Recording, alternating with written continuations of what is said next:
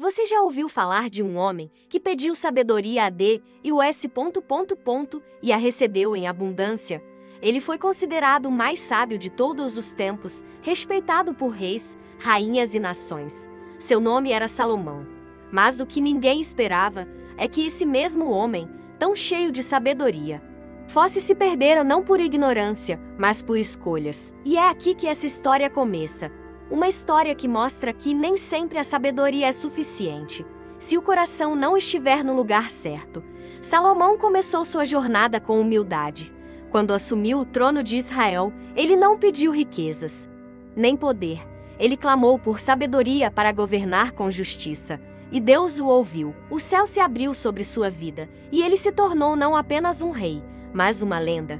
O templo que ele construiu foi uma das maiores obras da fé.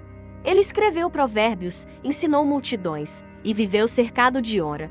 Mas com o tempo, seu coração se desviou. As alianças políticas, os casamentos com mulheres de outros povos, os deuses estrangeiros, tudo começou a ocupar o lugar que era só de Deus. Salomão, o homem que entendia os mistérios do mundo, deixou de ouvir o próprio Deus. Ele sabia o que era certo, mas escolheu o caminho errado. E é aí que a história se torna um alerta. Porque não importa o quanto você conheça, nem o quanto você foi usado por Deus no passado, se você parar de obedecer, você corre o risco de se perder. A sabedoria sem comunhão se transforma em vaidade. E foi isso que Salomão descobriu tarde demais. No fim da vida, ele reconheceu: tudo era vaidade, tudo era vazio, sem Deus. Mas mesmo assim, sua história não termina em tragédia, porque Salomão deixou algo para nós. Um aviso, um lembrete, de que não é o quanto sabemos, mas o quanto permanecemos. Que não é o que construímos, mas para quem construímos. E que o coração no altar é mais valioso que um trono de ouro.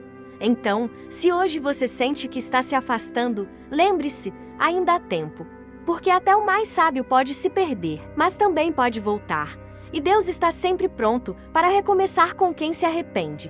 Se esta mensagem falou com você, curta o vídeo, inscreva-se no canal e compartilhe com alguém que precisa lembrar que Deus nunca esquece uma promessa. Ative o sininho para não perder nenhuma história que renova a sua fé.